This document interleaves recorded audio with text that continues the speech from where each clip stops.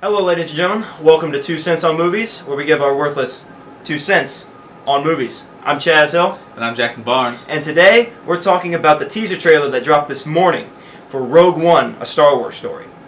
Now, Rogue One takes place in between episodes 3 and 4, and it follows the Rebel Alliance and a band of renegades fighting the tyrannical Empire on a daring mission to steal the plans for the Death Star.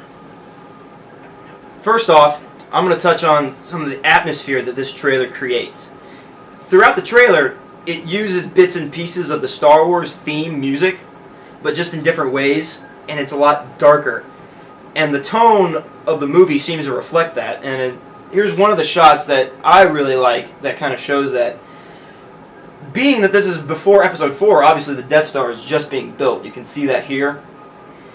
And you can tell that the Empire is still in charge and calling the shots in this film, because the rebels, they talk about how they're afraid of what this weapon can do, what it's capable of, and they don't know what it's capable of yet. And they're just trying to figure out what it is, and they're going to send people to figure that out. So I can't wait to see their faces when they see this thing for the first time.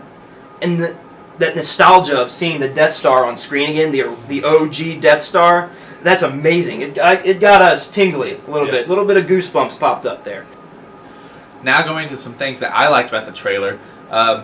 This isn't going to be the traditional Star Wars that we're used to. There may not even be any Jedi in it. It's going to be more of a war story, seeing as it was produced by the people who made Saving Private Ryan, Black Hawk Down, and Zero Dark 30, and was also directed by Gareth Edwards, the man who made Godzilla in 2013, which is a real gritty type of movie. And I feel like this is going to follow along in that path. The grittiness of that actually will match what Chaz said earlier about how the music, it was more dark and ominous. But some things I like about that is that it's going to bring more realistic characteristics into the Star Wars universe. Like we see in the trailer, some variants of Stormtrooper armor, as you see here. This Shadow Trooper we're speculating is what this guy is. It kind of looks like the Shadow Troopers that we saw in the Force Unleashed video game that I know some of you have played. I played it. I loved it. So if they bring those in, I'd be super pumped because those things were crazy. Yeah, we're just getting a taste of the different kind of variants of Stormtroopers. As again, in another part of the trailer, you see just several different types of Stormtrooper armor, which I think is really cool. They're bringing more realistic characteristics in, like we saw the Revenge of the Sith kind of touched on that a little bit with the camouflage Stormtroopers on Kashyyyk. Yeah. And I just thought it was really, really cool that they're incorporating more down-to-earth, realistic characteristics into the Star Wars universe. Yeah, because like in Episode 6, on Endor, you just had all the Stormtroopers in white armor, and obviously they're all going to stick out like sore pink thumbs against the green foliage. So any more realistic stuff into Star Wars is great. We can't wait for it. Next, I'm going to talk about our female protagonist that we have here, who happens to be the main character of the story. Played by Felicity Jones, who is in the 2014 film The Theory of Everything. She was actually nominated for Best Actress at the Academy Awards. So she has acting chops. And seeing great actors and actresses come to Star Wars movies, that gets me excited, because we need quality talent in these movies to give them a lot of legitimacy going forward. And I've noticed something here.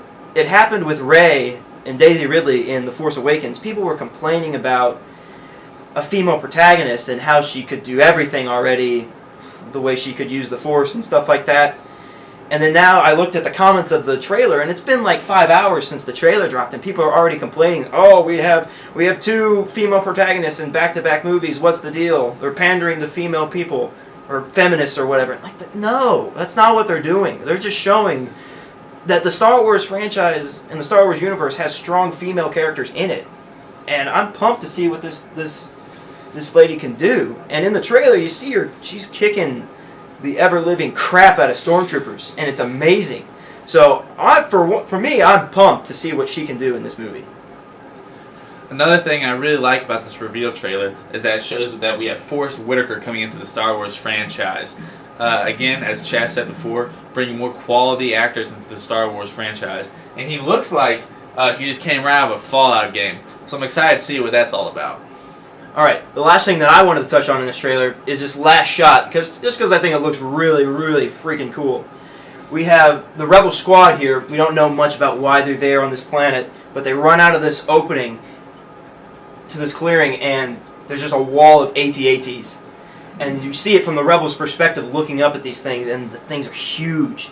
And then later in the shot, the AT-ATs fire their huge laser guns, and they take out just this whole squad of Rebel troopers. So just this fight that these Rebel soldiers have to go through to get these plans is obviously something incredible, this ordeal that they have to persevere through. So I'm pumped to see this scene on the big screen. It's got that feel of the D-Day scene in Saving Private Ryan, but in the Star Wars universe, where the Rebels are storming this base, I guess, and they're trying to get these plans, but the AT-ATs are there. So pumped to see this war story play out on the big screen in the Star Wars universe.